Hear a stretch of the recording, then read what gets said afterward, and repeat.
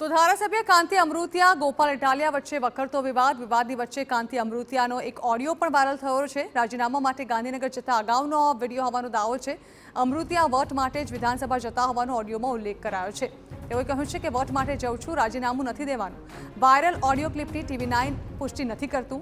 કોઈ રાજુભાઈ નામની વ્યક્તિ સાથે આ વાતચીત દરમિયાન કાંતિ અમૃતિયાએ માત્ર વોટ માટે ગાંધીનગર જતા હોવાનું નિવેદન કર્યાનો દાવો થઈ રહ્યો છે।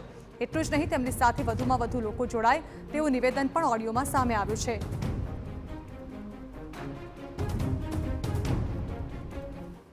ના ભલે મારું પણ હું તમને ચોખવટ કરી લઉં। હા બરાબર।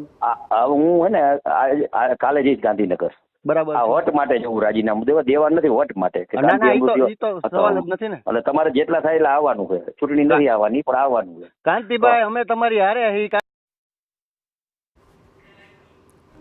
તો એક તરફ જ્યાં કાંતિ અમૃતિયાએ ચેલેન્જ સ્વીકારી લીધી અને તેઓ ગાંધીનગર ખાતે પહોંચી ગયા, 12.5 કલાક સુધી બેઠા, પરંતુ ગોપાલ ઇટાલિયા ન આવ્યા, ત્યારે હવે આ મુદ્દે રાજકારણ વધુ ગરમાઈ રહ્યું છે।